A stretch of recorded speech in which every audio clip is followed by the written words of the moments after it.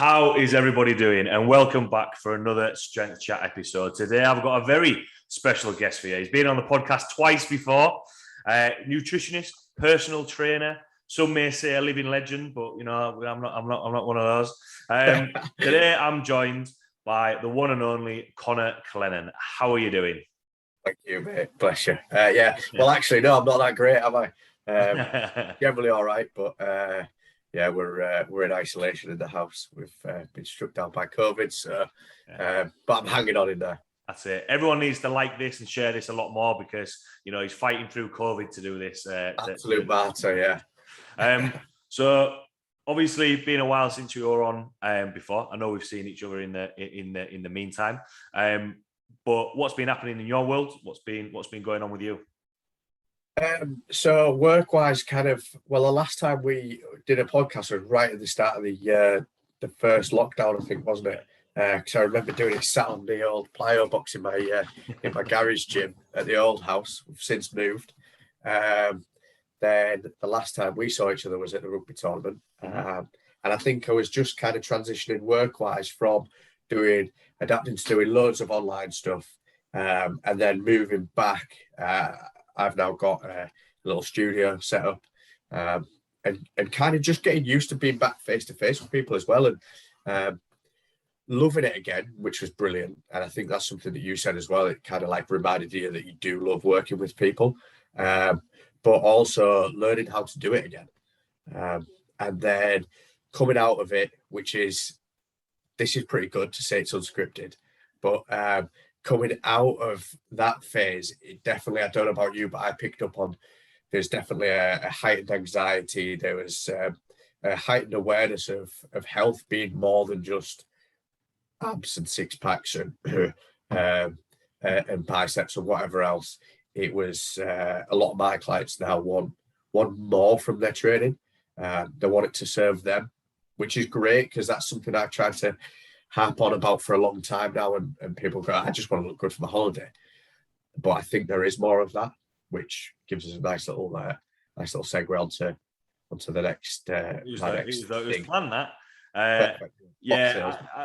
I'd agree. I think the conversations that I've had. I know obviously for people listening who have seen other guests, and I know we've spoken a lot about some of the training side of things. And the podcast called Strength Chat, but we can't get stronger, lose fat, build muscle, or do all these other things if the things outside of the gym aren't as maybe dialed in a little bit, or we don't give them enough attention. And a lot of people, especially during lockdown, I've had some clients that have changed careers. I've had some clients that have been really, really confident in terms of coming in, quite happy getting on with a workout, and then me just touching base, and then all of a sudden, sometimes that's a case of they don't feel confident with quite a lot of people in the gym because things are getting slightly back to normal. And as well, I think myself included during the lockdowns, food kind of goes out the window because you kind of think, what am I eating for? Yeah, I'm going to have this. Yeah, I am going to have that. But then that's had a knock-on effect of people trying to get back into it. So obviously, setting up this podcast, put a course together, and the main thing, obviously, that you've mentioned about is sovereign mind. Now, I found that quite interesting, and I actually had to Google that myself. Yeah, well, so did I, mate. Yeah. But before we go into sort of like the nuts and bolts of what the course is that you've put together, what is sovereign mind? What was the reason behind calling it that, and what was your thought process in putting this course together? So yeah, so did I. I had to Google it as well. We were coming up. So it's me and another guy called Al who owns a gym that I used to work at. He's since gone back to study and become a counsellor. And so he's kind of stitched his two passions together. And then for me, with the nutrition, the training, and also some kind of personal experiences around my own kind of, I suppose, mental well-being and an approach to dieting and stuff, and then kind of what I see in other people. We've brought it all together as a bit of a passion, and actually trying to help people again, which is something coming out of lockdown. It's kind of remembering that first and foremost we want to help people. So that's why it exists. Sovereign Mind was Al's idea. And I only knew sovereign meant two things. I knew it was obviously about the crown, the Queen and the royal family and whatnot, and then the massive rings that people used to wear back home. And I got filled in by one. It made a massive cut on my eye when I was about 13. But I Googled it, and apparently the sovereign mind is something that we kind of work towards, and it has choice. So, and that feels quite powerful, like especially in terms of diet, nutrition, well-being, life in general these days, the way society's set up. I mean, we only need to look at how we try and do a sponsored ad every now and again. We're constantly like targeting people with specific interests, and you only have to say something and it feels like your phone's listening to you and trying to sell stuff to you, and the amount of money that goes into marketing and whatnot. And we don't necessarily feel like we make our own choices in this day and age, or it's really tricky to. So that's kind of the idea behind Sovereign Mind, is that we don't want to say. A big part of it for us is that it's not saying it's a bad thing to want to lose weight, or that we should be wanting to lose weight, or that it's not saying you need to do this or need to do that. What it's saying is make your own decisions for you. Here's kind of, we want to give you the tools to make your own decisions. And once you've made them decisions, we want to give you the tools to get there as well. So it's kind of a holistic, which sounds very kind of airy-fairy, but there's mental well-being, there's physical fitness, there's training, there's nutrition education in there, and the course kind of goes through everything from emotionally into dealing with stress to basic nutrition education, to proper training techniques and all sorts of stuff like that. And our goal is to kind of open more people up to the idea that actually maybe they want to use the gym, or they should use the gym for more than just lifting weights, and even thinking about, you know, when you said the name there, strength goes beyond how many plates you can put on either side of a deadlift. It's amazing, and I think all of us at some stage have probably used the gym as a little bit of therapy. That old 20 kilos is always 20 kilos. It's never going to lie to you. Break up, go through a rough breakup as a teenager, get to the gym, you feel better about it. Getting picked on, get to the gym, you feel better about it. But it's kind of then opening that up into adult life and all the things that are going on, and how can we use all these things as a positive rather than something else that becomes a problem. Yeah, definitely. I think as well, we've touched on it a little bit there of, I know sometimes with, you know, before we started recording this, or sometimes things can be a little bit hairy-fairy, a little bit hippy-dippy. There's nothing wrong with that. Some people massively buy into it. You know, I'm not one to, you know, if someone believes in it, I'm not one to say, nah, you don't want to be doing that. Having said that, you know, there's sometimes that going through these processes, and one of the things that you said there is give people the tools to do it, rather than being told, we'll just do this. Yeah, but that didn't work for me. We'll just do it and you'll get an answer. As opposed to, right, well, let's give this a go. And the more times, and you know, I'm sure you've had it with clients as well, once you start scratching away at that surface a little bit more and dig a little bit deeper, it's quite hard.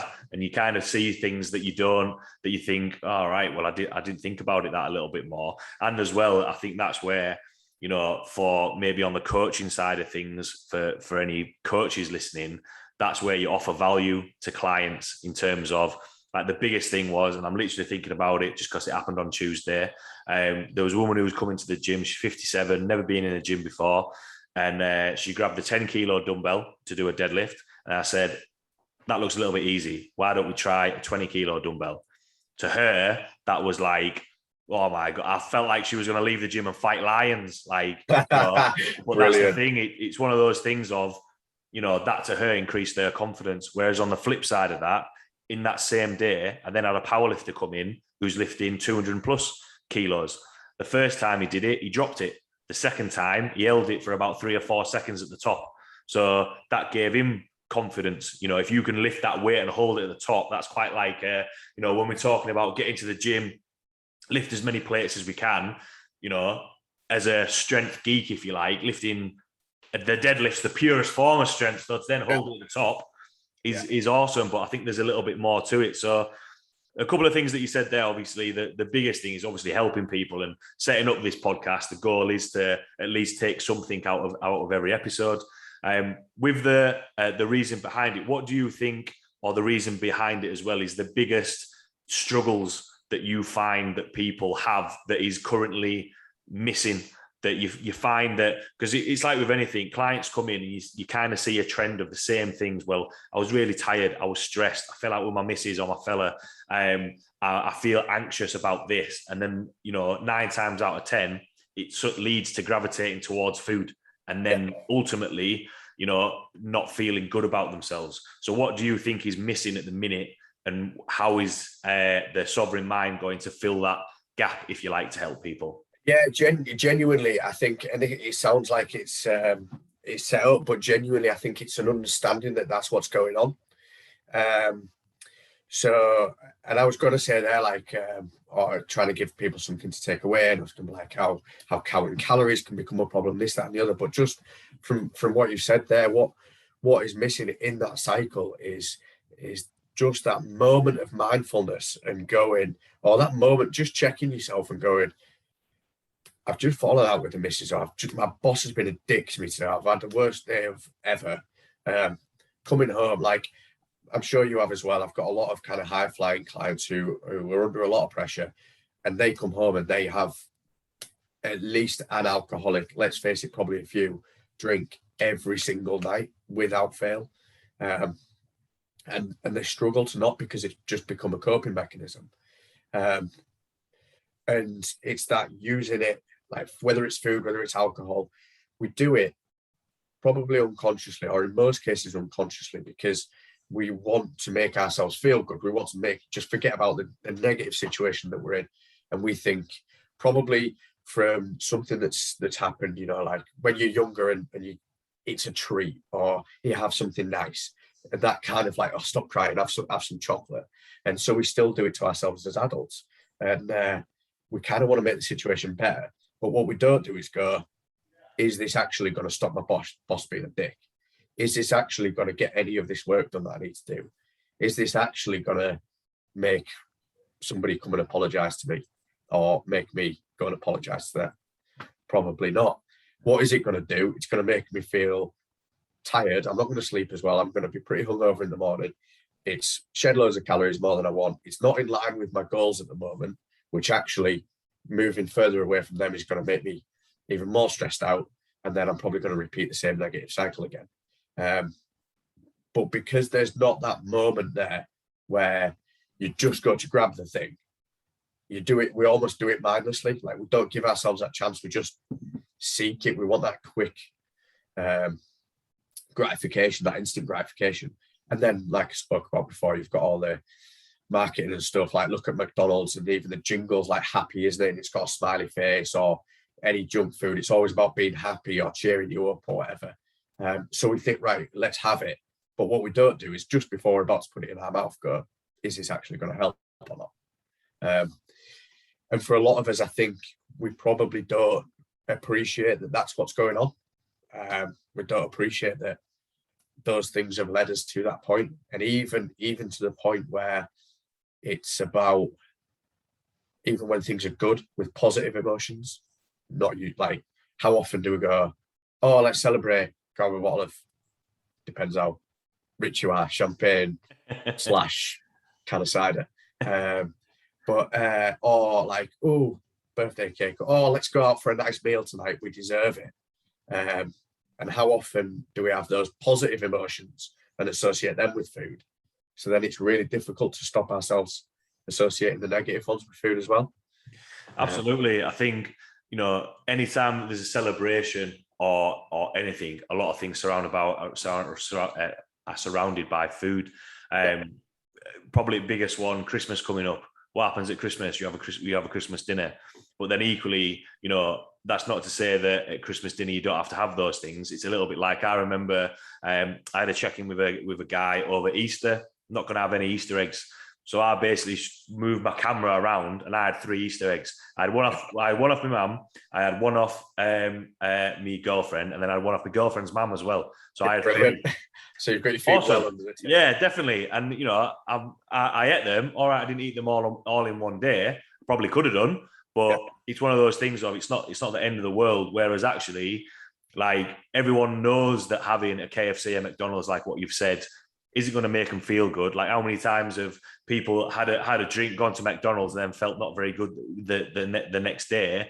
But obviously, like what you said, the marketing side of things, it's there to make you feel good. There's literally, I went to cinema the other day, and there's the advert. The most recent McDonald's advert is they're obviously happy every doing anything. So if you want to take a break or something like that, it's playing on that fact of, look, if you had a hard day, go to McDonald's. It's cheap, it's fast, it's really easy. Building on from what you've said there, then, sort of, what do you think in terms of the, because obviously with that, in terms of coaches, I think, and we said this before we started chatting, there's a lot of stuff about the emotional eating side of things, whereas actually I think sometimes it's a case of do this and that's going to stop your emotional eating, happy or sad. But then also there's the other side of the coin, which is, let's maybe develop our tools. Let's maybe scratch a little bit deeper and find, because with anything, if it means something to you, if you believe in it, you're going to want to do it a little bit more. Whereas sometimes just being told to do it isn't going to work. And then from there, from the fitness industry's point of view, but then also from a person's point of view, what are people's main triggers? What do you find, and what are you trying to address from that? Because it's kind of a can of worms that you can open with that. Is that all kind of? Yeah, definitely. I think everyone's different. Or the one thing, there was something there that I will say before I go into it, is I was almost going to jump in and be like sovereign mind, but it's kind of like that. So the Easter eggs, the McDonald's, the Christmas dinner, the whatever. At no point, I mean, there are some we both probably know or have witnessed before. There are some crappy coaches out there who say that you can't have them things, and they go, "There's a cookie cutter plan. Go and follow that. You can't have Easter eggs. You can't." And there is a bit of still a hangover of a perception where people can't have them. That's not what we're saying, or that's not what I'd say as a coach, what you'd say as a coach. It's definitely not what we're saying with Sovereign Mind. It's don't have it when you don't, or giving you the strength to acknowledge when you want it and when you don't want it, and allowing you to make the choice. So it's having the Easter eggs, but having them on your terms. It's having the bottle of wine, but having it because you want it, not because you're using it as a coping mechanism to try and mask over something else. In terms of triggers, why are people doing that? Like, create a list. There are obviously key themes: stress, social interaction, loneliness, sadness, happiness. So like the celebration and stuff. But yeah, I think stress, loneliness, and probably trying to celebrate are 3 of the big key themes. And more so this time of year when it gets dark. Everyone, like, it's a quite popular thing. We posted about it last week, SAD. But mornings are darker, nights are darker, a lot less things going on. Everything starts to become about food. We just feel a little bit down in the dumps. We're not necessarily interacting with friends as much. We aren't getting as much vitamin D. We don't feel as great. Therefore, we just want to make ourselves feel a little bit better. And what do? Oh, let's have a nice something. Yeah. Usually covered in melted cheese or whatever, because apparently that's going to make us feel better. And then you've got the whole winter bulk kind of mindset going on as well, which kind of justifies that. Or let's have loads of things that are really unhealthy for us, because let's just focus on feeling good. We're not taking our tops off anytime soon. But that in itself, when you take a step back, is mental in that. So I shouldn't invest in myself and my own health just because nobody's going to see me with my clothes off. Well, surely that shouldn't be a part of it anyway, which is the extreme. And I know, and I'm like, would be the first person to acknowledge it would be lovely for us just to wave a magic wand and nobody cares about what they look like anymore. It's always going to be there in the background. But it'd be nice to not make decisions to the detriment of our health purely based around what we look like. Yeah. I think that goes quite nicely on to the next question that I wanted to dive into, which is kind of more of an opinion. That's not to say that, I know obviously there's, like what we've mentioned in there, there's some people that can be really restrictive and just cut things out straight away. You know, it's got to work for that person. I think for the majority of people, you know, I would probably say it's maybe the 10%, maybe even 1% of people who can be really, really restrictive, just get given a plan and stick to that plan fully. Like, whereas the majority of people need a little bit more guidance, need a little bit more help. And when we're talking about, you know, we've mentioned adverts, we've mentioned, you know, other things that influence our food choices, whether happy or sad. But then also we've touched on there about, right, well, it's the time of year, so I need to do a winter bulk. I need to do X, Y, and Z. What are your thoughts on how much has because obviously we started this conversation of there's a gap in terms of how we can help people get better results, which at the end of the day we want to get. Do you think this problem or issue, I don't really know whether that's the right phrase, has actually been created by the fitness industry, by coaches, by having this thing of, well, you need to get ready for summer. Well, you need to do keto. Well, you need to do calorie counting. Well, you need to do this. Because I know we've spoken a lot about the general population there, but then equally, when people get involved in sports, it's a little bit like, for me, for example, I know when I went up a weight class, it's a case of, right, well, I need to eat loads and loads of food. Whereas actually, there's a lot better way of eating more food. I could get all those calories in just by eating rubbish, but my performance isn't gonna happen. It's the same as, you know, from a CrossFit point of view, it might be a case of, all right, well, you know, I can't eat as much, or I need to do, you know, it works both ways from the general population side of things, all the way up to, you know, playing in sport. Do you reckon this is actually being something that's building up and being created by the fitness industry, if you like? Yeah, definitely. I think it's definitely perpetuated by it. Like, another example is, I've worked with a few professional boxers. Making weight is littered with it. I mean, for me, it's usually kind of breaking down this idea that, oh, well, just getting a soda at the end. Okay, brilliant. Or wait until the end of camp and then just eat nothing for the last 3 weeks, when that's the most important time of training. Why we're not thinking about optimizing performance, when it's actually like all they think about is being as heavy as possible in the ring. And then there's no wonder that you see a lot of weight-making athletes then go on to develop disordered behaviours around eating. I think the one on that, just on a tangent, was it Ricky Hatton that used to balloon up and then balloon back down? Was that the yeah. And then you're seeing it now with MMA fighters, even more extreme, aren't you? Like, if anybody watches it and is into it, there's one called Paddy the Baddy, who's a hilarious guy, but he's from Liverpool. He's just signed with the UFC, and if you Google him, like, the difference between him on fight night and him normally walking, or like, I think it was about a week later, 10 days later, mate, it looked like he'd, you know, have you ever seen, this is like, it just didn't look like a normal person. It looked like someone had put a pump in him and pumped him up, because it was like, you could see that was him, and he had all his features, but it was scary, the difference. And you just think, how can anyone think that this is both healthy and optimal for performance? Yeah. But yeah, it's so in elite sport, there's definitely some negligence that goes on, because there's so many people invested in them just winning and continuing to win, that we might turn a blind eye to kind of the mental well-being and the long-term effects, because we don't need to deal with them yet, because their career is so short, that by the time we're worrying about that, it's over and done with anyway, and they're kind of then just left high and dry, I imagine. Yeah.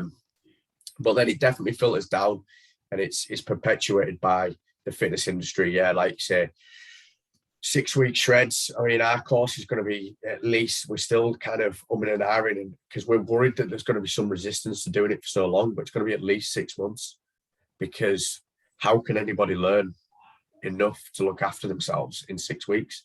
And I've been guilty of doing it before, and I've had kind of 6-week programs, 6-week challenges I used to do, albeit I would defend myself by saying I used that 6 weeks to try to educate people, and there was never actually a weight loss goal on the back of it. But even still, it's too short. And now this time of year, I mean, I'm seeing it, and I just want to throw my phone at a wall every time I see it. But and I'm sure you have as well. We'll start seeing more of it in the next week or so. It's only 6 weeks till Christmas. Let's shred ready for Christmas. Oh, what, like, mental, absolutely mental. Why would we have people deprive themselves and be miserable for 6 weeks to apparently afford to be able to have one meal, one Christmas dinner? And how is that creating a healthy approach towards eating, towards training? And I think the reason that two reasons that the fitness industry is probably partly responsible is, number one, because it's loads of one-man bands trying to make money. And like, if we're honest, our livelihood depends on us selling stuff. And the easy sell is that sort of stuff. And then the other one is that there aren't enough people out there. As coaches, we aren't prepared enough or educated enough. When you can do a personal training course now in a couple of weeks online, and there's no mental well-being training behind it. There's nothing like that. And I mean, I will say that a lot of the stuff that is in the course is way beyond my scope of practice. That's why I was involved.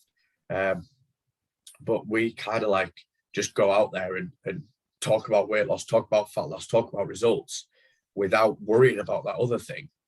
Because really, for a lot of the fitness industry, and totally understandably, they just want to pay their bills.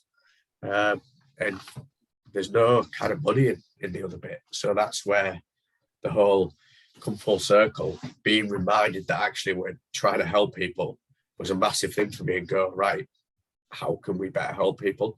What am I seeing a lot of? What are we falling short on? And how can we kind of plug a gap? And if we help people, amazing. And if we make some money from it, even better. And we have to, otherwise it won't exist.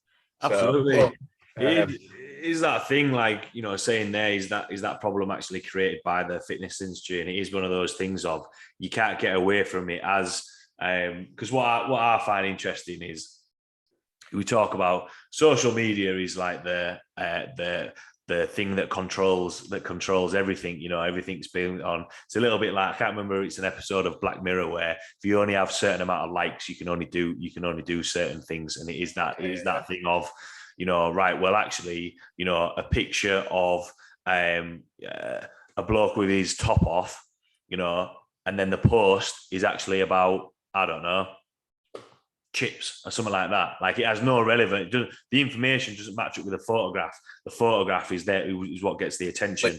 Yeah. Whereas, like, you know, a couple of stuff that, especially some of the people who I follow, might not be, you know, it's informative, but it's not like glamour. They're not stood there with the tops off because it's you know, it's that information there. But then equally, those same people, like what you've said there, you know, running 6-week programs. We run at Primal a 12-week fat loss course, and it is that thing of, we can put as much education in there, whereas actually it's still that 12-week course. And it's, at the end of the day, you know, we need to make sure that we earning money, but then equally it's that battle between, you know, I'd love to help anybody. If anyone asks me a question, quite happy to help it. But then equally, the podcast. You've still got to pay for stuff. And that's the thing where, you know, when we're talking about, you know, the things that aren't being addressed from the coach's point of view, because I know we've spoken about, you know, when people are looking for answers and these are the triggers and these things that happen. When we're trying to put the focus on results, do you think that, you know, from an education point of view, yes, we want to educate clients, and, you know, again, I don't have any mental health certificates. I've not done any courses on it. A lot of it has been from experience of just working with clients and things that I've picked up from people a lot smarter than me. Yeah. Where do you think or how do you think Sovereign Mind would help from a coach's point of view? Because this is something that, again, going on to the things that happen outside of the gym, sometimes coaches can put information out there and be perceived to be this all-knowing, perfect human being that does exactly what they say. Whereas actually sometimes, I know a lot of coaches, myself included at one point, lacking sleep, drinking too much coffee, not getting my own training in, picking up niggles and injuries.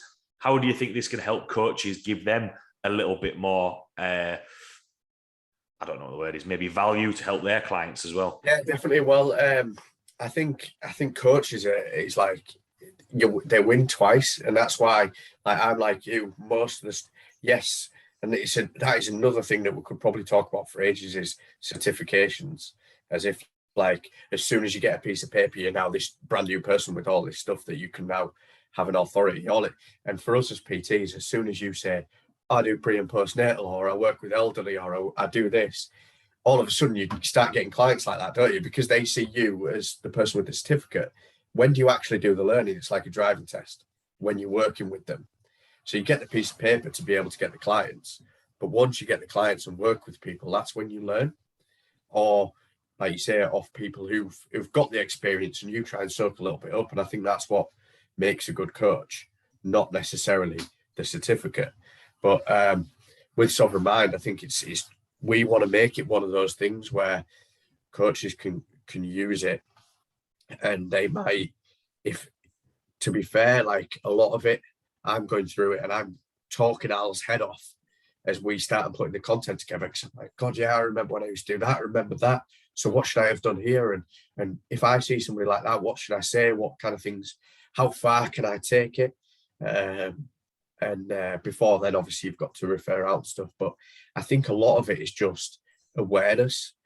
There's some stuff in there that I like there. I got, yeah, God, that was me. Yeah, and then and that then kind of leads into that. Oh, bloody hell. So it might be like there was something about kind of eating in secret, or eating, not like secret eating, like, but as in sort of stood in, which does happen, sort of stood in the pantry while no one's looking, eating the jar of Nutella with a spoon. But even kind of just consciously trying to forget it, or putting sweet wrappers out your pocket in the bin so that you don't get them the next day and remember that you had it, because then you've got that remorse. Or putting having to put food in the bin, scrape it. I used to do this all the time. If I'd have like something that wasn't on my plan because I was clean eating, and I'd have a pizza, I'd then have to shove the pizza right to the bottom of the bin. So I didn't want to go and go back to it, which sounds awful. But I imagine there'll be at least one person listening to this who will relate, and you go, God, yeah, that was me. And probably that is a sign of this. And then this can lead on to this. And here's probably why you're doing it.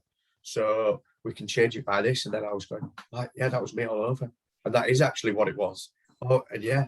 So, and there's nobody better like than coaches already for, I mean, you've got a way better rapport with your clients than I have, than Al has at Sovereign Mind. So if Sovereign Mind can kind of give you some of the tools to identify things, you're in a way better position to help these people than we are, because you've already got that rapport. They're more likely to open up to you. They're a little bit more susceptible to it. So if we genuinely want to help more people, we need people like yourself who've got that gateway to people. And if we can help more coaches understand the triggers and maybe the signs of things and how to nip it in the bud early, then we're going to help more people. I think that's why I wanted to touch on that a little bit, because especially as the podcast has grown, it started off as, people wanting to know about training and that sort of stuff. It's developed that, coaches listen to this as well. And it's a case of this whole thing of, all right, well, they're doing that, so I'm going to do something different, and challenging each other. I think that whole mindset of that, the keto diet is going to fight the clean eating diet, or whatever thing that's out there. I think it's just a case of now is that, especially I think COVID has highlighted quite a lot of things, and the biggest thing for me is, and we've probably touched on this or spoken about this before as well, and at the start of this podcast, is giving people a lot more value. Like, you can teach people how to squat, you can teach people how to deadlift, you can get people stronger. But it's like with anything, you said it there, you can do a 6-week plan heading up into Christmas, feel absolutely shit for 6 weeks. And then it's like, right, if you're unhappy, but look a little bit better, what is that really worth it? Or if you look slightly better, but are happy, and it might take a little bit longer to get there, I know which one I would choose. And I think that's where, you're saying it there, having a little bit more. I don't think for anything that we're saying on here, we're not saying that, as soon as you start, uncovering these things of like what you mentioned about the pizza box, that doesn't mean to say that straight away you've got an eating disorder or there's something, sinister there. It's just a case of, look, we don't want then that to lead on to, one thing or another. And that's where coaches can help. But then equally, I think having that social support there, that can be beneficial with it. With definitely. It's kind of looking and going, oh, why are you doing that? Because, me at the time, in my head, I wasn't allowed that food, and that food was a bad food. Actually, acknowledge that and go, well, there's no such thing as a bad food. Of course you're allowed that. It's just that it's X, Y, Z. Learn the basics, learn about nutrition, learn about macros, learn about calories. Okay, we can factor that in, no problem. We don't need to do anything crazy and hide anything and be kind of secretive about anything. Taking ourselves down the wrong path. Yeah, absolutely. I always go back to, again, I think it's every time I'm speaking with people, it's a case of, right, how can we build up our skill set? Because you can do it with a prime example is a lot of people have their days scheduled. This is exactly what I'm doing. I've got a meeting at this time. I need to go pick the kids up. I need to go do this. And I need to go do that. But then when it comes to food, it's a little bit like, well, we'll just have whatever's in fridge. I'll see what's in. Yeah, we'll just have that. Yeah. And that kind of goes on to, now that we've kind of, gone through that process of, what our clients feeling like, how coaches can help, the triggers. But then also when it comes to the course, we've mentioned a couple of things of, it's more than food. It's more than training. And one of the things, I like to use this example of when people's weight goes up and down, like what you said about, fighters, boxers, no one bats an eyelid. Whereas if you were to wake up first thing on a morning, be happy as Larry, and then by lunchtime, you're the angriest, most upset person in the world, people will be like, whoa, what is happening? Like, why is he moved up and all down again? How can we, because I think it is quite hard to understand. It's taken me a long time to be able to understand it, to speak to clients, to be able to like, look, let's have a look at these motions. What are kind of the big hitting or big rock tasks, from Sovereign Mind that is going to be like, a little bit like when you said yourself there, oh yeah, that was me. Oh yeah, that was that. What are kind of the signposts that we're looking for to try and identify these things, to be like, right, okay, so if this is happening, what can I do to help with this? Yeah, well, I think there's various different, like we said before, there's various different triggers, and equally there's various different kind of strategies to deal with them. What there is like, if it's this one, use this strategy. If it's this one, use this strategy.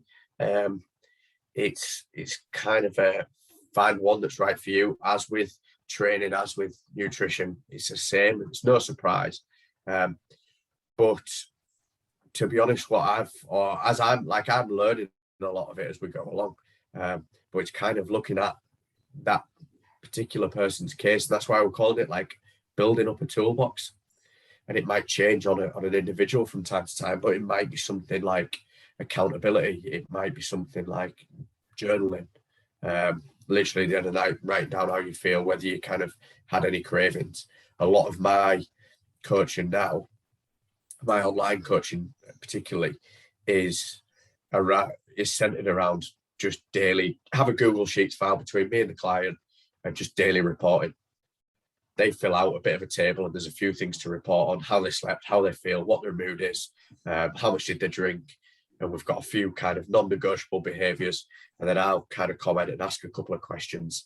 And it's just that reflection at the end of the day. So there's that. Exercise, and that is I think for me, is one of the biggest ones. When we start to think of exercise, not as a tool for burning, not as a vehicle for burning calories and something to just use to punish ourselves or to afford a pizza on a night or to burn some extra calories because we went off with the diet or whatever. When we start to use exercise as what it's probably meant to be for, making us feel good, making us feel stronger, elevating our mood, like your lady there, your 57-year-old, as you say she was, who walked down the gym like 10 foot tall. She had a mid day that day because she picked up a 20 kilo dumbbell. And that's how it should be. Like, she didn't care that, oh, well, I might burn an extra 4.7 calories per rep here because it's double the load or whatever. She was like, I am strong as fuck. and like felt me the whole day. And so I think that is one of the key things, is learning to use exercise in the right way. And then it could be stuff like music, or that stress thing. It could be watching some comedy. Did we speak on our last one? Was it you who said waking up and watching stand-up comedy? Oh, I don't know. I feel like that's something you said. I'm sure you said you had a guest or something that was like, oh yeah, how can you wake up, like watch stand-up comedy for half an hour first thing on the morning, and then you just spend your whole day in a good mood? It could be something like that. Or for me, through lockdown, I think we spoke about this last time, but I said find your kick-ups. When I was a kid, you just go in the garden and you practice like doing kick-ups and like practice around the world, or like until you can do it. And you don't care about everything else. You literally, all you care about is that ball. And for some people, it might be dancing, it might be singing. It's all these kind of playful things that we never used to do that we've lost because we're adults. And I think that feeds massively into it. It could be social interaction, which for me is massive. We were in a team together that was a very social team, and like amazing, absolutely amazing times. And I've just set up actually a dad's group in the village, and we go, and it's basically, it's a bit of a fitness session, but there's a little kickabout at the end, but it is essentially getting to know each other, having a bit of camaraderie, and everyone says, oh god, I missed this.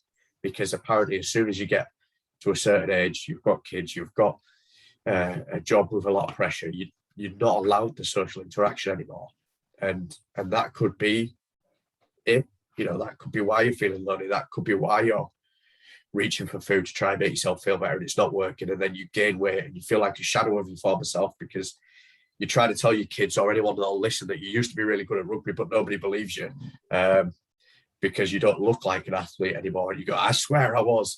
And then you try and go to do the dance race and don't win like you thought you were going to. And it all just kind of falls to pieces around you. This hasn't happened to me yet. But it could just be that social interaction. And I think it's kind of finding what it is and having the tools then to go, aha, I've spotted it. Here's what it is. Here's what I can do about it. Clearly, it's not the food that's going to make me feel any better about not seeing my mates on a day-to-day basis. Let's try and do something about it. Let's put something in the diary with pals to look forward to. That's going to make me feel better. Yeah, absolutely. I think that is an interesting one when you talk about exercise and the things that you used to do. I think there is that thing of at a certain point. So like a prime example is the previous episode had a powerlifter on. So he's been powerlifting. He's called David Ricks, just won the Masters World Championships in powerlifting. He's been powerlifting for 40 years, right? And if you haven't listened to last week's episode, listen to last week's episode. One of the questions I asked him was, why do you keep doing it? Why do you keep doing that? Why do people, there'll be the players at Whitby, same as in any football, rugby club, any sport that anyone listens to play, there's always that older guy, older woman that's been there since the club was founded, and they go there, and the reason is they enjoy it. And part of that is because, they like the people that's there. It's social, and it takes them away from their daily stresses. And yes, we did speak about how has your training changed, because when he first started powerlifting, it was a quick powerlifting. Now powerlifting is raw. training's got to change, how, you know, probably the level of professionalism and how powerlifting has grown has changed, whereas he still enjoys it. It's not a case of, you know, and there's time, you did say that there were times, especially when you're competing for world titles and records, where you have to be a little bit more serious about it. But all in all, I think, you know, there is that tendency for sometimes in the fitness industry to take themselves a little bit too seriously. Going back to the topics that we've spoken about, that's why we end up with this program of, I need to do a 6-week cut. This is the exact time of what it is. And that's why, you know, you said it at the start, you know, tying it in with the name of the podcast. There's loads of episodes where we've spoken about exercises, how can we work on this technique and all those sort of things. Whereas we can't get better at that if we're feeling rubbish and not happy with ourselves. A recommendation on a bit of a tangent. What I would do is, if you haven't seen it, watch Big Boys Don't Cry by Joe Marler on Sky Sports. Yes, I've not seen it yet. Yeah, for anyone, I remember bookmarking it when it came out. Yeah, for everyone listening who, even if you don't know who Joe Marler is, watch it, and that for me, it sums up what me and Connor have been talking about. And sometimes you need something like that to resonate with you. And one of the lines in, I don't want to give too much away, but he goes and he used to rock up to training in tears in his car, used to wipe his tears away, and then go to rugby and try and be one of the lads. Whereas actually, because he is even within rugby, he is the epitome of the rugby lad, isn't he? Absolutely, that's what he portrays. Absolutely. But then, seems like the best guy to be around ever. Yeah. And equally, you know, you'd look at him, strong, plays into international rugby, and he talks about, you know, and I know obviously that is about depression, which is one of the things that, you know, probably not a lot of clients in some shape or form have had. But he talks about, you know, he'd try and eat his feelings, but then equally, he's got a job to do as a professional athlete. So then he's got to hide away from things. So there's things like that where, you know, there's got to be things that you think, I know that's a guy at the elite level, but you can take things from anything. It doesn't matter whether he's an elite level athlete or you're just an average dad or mum or whatever else it is. Yeah. I think everything that we've chatted about there is a thing of, you know, if you want, goes hand in hand. If you want performance in the gym, you need to think about the things outside of the gym. If you want to be confident outside of the gym, then we need to think about what can we do in the gym to get that balance a little bit. Quite a few things touched on there. For the last question that I like to ask, for everything that we've spoken about here, for everyone listening, what would be your take-home points or words of wisdom? For coaches, for any coaches listening, I would say to kind of start to open up I can hear myself, open up your mind. When did I become a yoga teacher? Be a little bit more open to the idea of kind of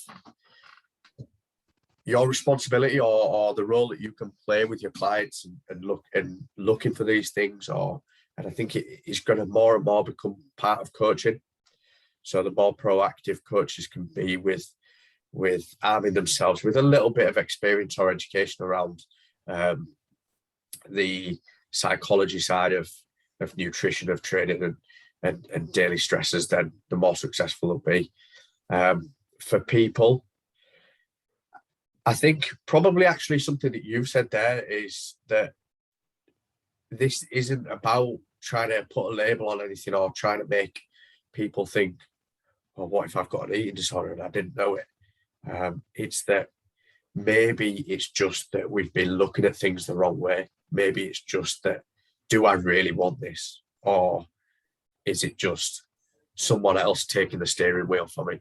So if anybody feels like they're not in control of their own decisions, they're making decisions that they don't really want to be making, they're stuck in a little bit of a rut or feel on autopilot, then actually maybe that's that little sign that I need to do something here. I need to try and educate myself a little bit. I need to try and give myself a few more tools to stop this happening and finally take control for myself.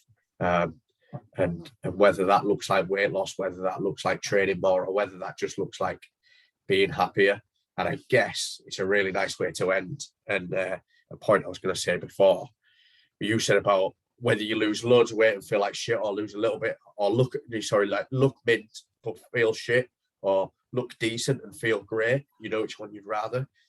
I always say to clients, what's your goal? They say, lose 5 pounds. I say, right, sound, cut an arm off then. And they go, oh, really funny. You go, well, but your goal isn't to lose 5 pounds, is it? Okay, I want to lose body fat. That's a little bit better, but you don't really, do you? What do you want? You want to be more confident. You want to wear that dress that you wore before, or that shirt. You want your missus to want to drag you into bed because she thinks you look that great. You want to be confident and you want to be happy. Let's focus on that first. If all that other stuff happens as a result, let's work on that. And I think coaches, let's remember that that is why people are coming to us. All right, yeah, they want to train them, but if we start to make them feel happier and feel more confident, then we're going to have a lot more success with them. And they've got to think that we're worth a lot more money as well. Absolutely. We touched on it a couple of times through this. I think that was a really good point to finish on. I think, and we spoke about it through the lockdown. I don't think there's some negative things that have come out of lockdown, but I think a lot of people or lockdowns and COVID, I think people are wanting that value, or wanting that, people are wanting to feel, confident again. And sometimes, I think, especially when you're speaking with clients, and I've had this myself, sometimes you come up against these hurdles time and time again before it's actually, I actually need some help with this. Excuse me. Whereas actually, again, I'm a big fan of analogy. I like the cutting your arm off one. I might use that one. Copyright C. Clennan. Yeah. The other thing is, if you were going to go to the doctor or the garage, you wouldn't tell them like, oh, well, I've tried to fix this, or I've tried to do it. Like, you won't go to doctors and stitch up your own arm and be like, well, I chopped it off because I wanted to lose 5 pounds. Now I've put it back on. And now it's on back to front. How have I done? Yeah, it's that thing of, you would go them to help. And I think even though, we said this right at the beginning, even though some of the things might be, because anything that sometimes is a little bit emotional and a little bit there, it's a little bit scary, I think, for sometimes, because once you open that door, you don't know what's going to come out. You don't know what's going to be like, oh, wow, that's because that's why I'm doing that. Yeah. Because I think everyone wants to put that persona out of they've got everything together. Like, you spoke about being a dad, being a mum, got everything together. Whereas actually you can still have fun. You can still do this. You don't have to take things, adulting isn't this case of, right, well, I only pay bills and work and that's the only thing I need to do. So yeah, some good topics covered there. For anyone listening who might have any questions about what we've chatted about there, want to get involved in Sovereign Mind, or just want to reach out and get in touch with you, where can people find you or reach out to you? Double check the Instagram name. It is Sovereign_Mind_, because apparently there was loads of them. I never heard of it before. Then there's loads of them on Instagram. So Sovereign_Mind_. And all the other ones are just random, like they're not businesses. They're not doing what we're doing. It's about the royal family and rings, the other ones. Yeah, exactly. Yeah. Yeah, punching people in the head. Yeah, so on there on the Instagram.